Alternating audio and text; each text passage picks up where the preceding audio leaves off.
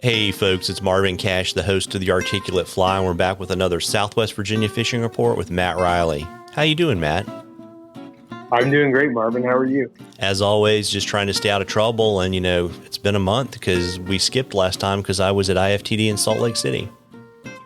Yeah, man, a lot has happened in the last month, that's for sure. We've been on a springtime roller coaster for a couple weeks now. Yeah, it's interesting because, the weather down here in the Carolinas reminds me a lot more of what springs were like when I was a kid, or at least what I remember they were like. Yeah. Oh, we've seen everything. I mean, what we had water temperatures on our smallmouth rivers up close to 60 last week, and then we've had tons and tons of wind, some rain, some snow, some freezing temperatures. It's been all over the board. 80 degrees.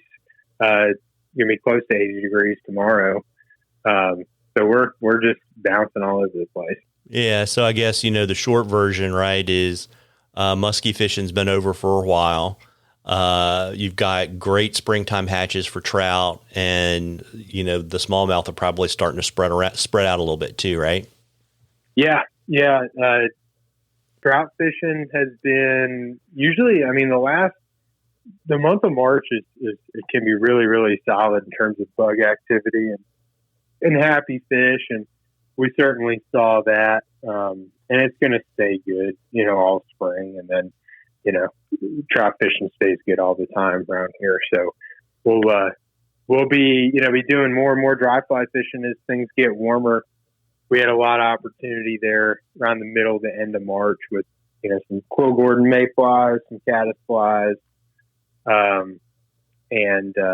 Things were good. And now I tend to try to lump, a lot of trout trips into that March time frame so that I can hopefully focus on smallmouth come, the bulk of the spring. So we've been smallmouth fishing pretty hard for the last probably 3 to 4 weeks. And, it's like I said, it's a roller coaster. It's all over the place.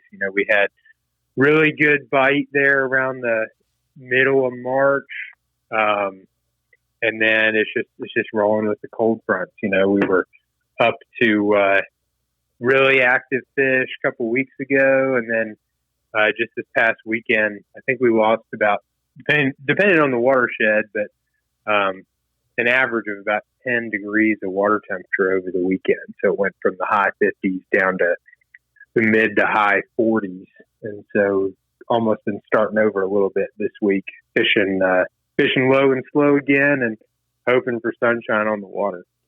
Got it. And so I guess that means I know you like to dredge with crayfish, right? And kind of starting out with that, and then just seeing if they chase streamers a little bit later in the day. Yeah, well, I never like to dredge the bottom with crayfish, but if you have to do it, you have to do it. Luckily, we've been on a pretty consistent streamer bite for a couple weeks. Honestly, haven't had to do too much dredging at all this year yet, and hopefully that's gone for good. It warmed up really quick, and fish been chasing for several weeks now. So we're out this afternoon and yesterday, and everything was coming on streamers a little bit lower in the water column, a little bit slower just because, again, I think we started out at about 48 degrees of water temperature yesterday morning. It's springtime. With the weather and the trajectory of the water temperatures, spawning should happen in the next couple of weeks, and they have to eat. Regardless of how cold the water is, they've got to eat to build up some egg mass and just a caloric margin for when the males don't eat for a couple of weeks when they're guarding nests. So, to a certain degree, that instinct to feed and prepare for the spawn overrides the metabolic demand of colder water from cold fronts and stuff like that. So they're in the swing of chasing at this point, and every day it's just figuring out how slow and how low in the water column you need to be. And but we've been streamer fishing pretty pretty consistently. Well, that's good. And I imagine they're doing a pretty good job of roaming away from their wintering holes and staying a lot more around the spawning grounds, right? Oh yeah, absolutely. I mean, fishing a lot of, big current seams and, feeding habitat adjacent to spawning habitat. We did see a little bit of a knockback into, slower, deeper water over the weekend just because we had flows coming way up and then we had water temperatures dropping way down. So, I think in certain areas the fish kind of drop back into, some slower, deeper habitat, whereas 2-3 weeks ago we're catching them in pockets in the middle of the river. It's just, they bounce around a whole lot just depending on, flows and water temperature trends and all that kind of thing. But certainly, with the forecast that we have, we're going to be pretty consistently in the, 50s, 60s, and 70s with overnight lows, 40 degrees or so. We should get back up to 60 degrees pretty quick. And, they should be staging pretty consistently in the next week or two coming out of this cold water stint. Yeah. It's funny, right? It's like once the weather stabilizes, it becomes a whole lot easier to pattern the fish, right? Oh yeah. Yeah. I mean, I'm a fairly big believer in that smallmouth just don't really like changing weather to begin with.